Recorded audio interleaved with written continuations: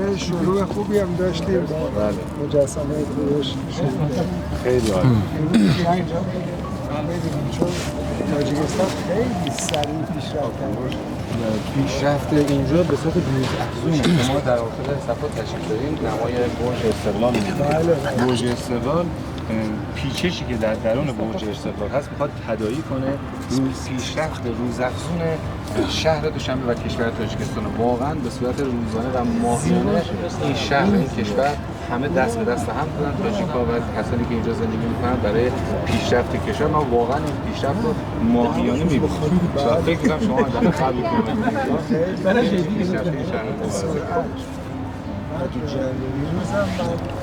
کنسرت بکستیج با عده‌ای از آنترپرنورهای جوان آشنا شدن سن تو و معلومه که اینا که تاجیکستان رو دارن میسازن و بسازن چون نسل جوانشون خیلی مدرن همین جوری هست. دولت و ملت همزمان دارن کار میکنن. یه شعاری داره جناب عالی رئیس جمهور مقدم تاجیکستان، میگه تاجیکستان به پیش، تاجیکستان رو به جلو. این شعار رو شما در همه مردم میتونید حس کنید در جمع‌های کوچکی که در جاهای مختلف هستن، هیچ ارتباطی به جایی ندارن، اما از این شعار استفاده میکنن چون جناب عالی گفته و همه مردم دست به دست هم دادن برای پیشرفت خودشون. کشور جوانی 34 ساله که مستقر شده ولی آینده بسیار روشن داره. جوان‌ها و کشورم رو به جوان شدن هست. همه تعداد زیادی فرزند هست. خوشحال. بله. پرزیدنت همیشه میگه موسیقی، رقص، شادی.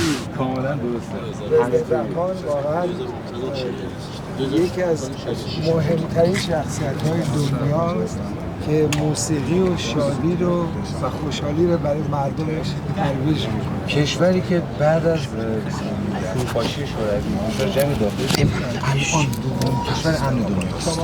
هر سال تو 10 تا کشور امن دنیا بود. امسال که 10 تا کشور امن دنیا رو گذاشتن، تاجیکستان دومین کشور امن دنیاست. آزادی کامل اینجا هست. مردم عشق می‌ورزن به امام علی رحمان، به دولتشون و همه دست به دست هم دادن برای پیشرفت. ما هم زندگیمون رو بردیم اینجا در گردشگری و سیاحت. خوشحالم که اینجا هستید.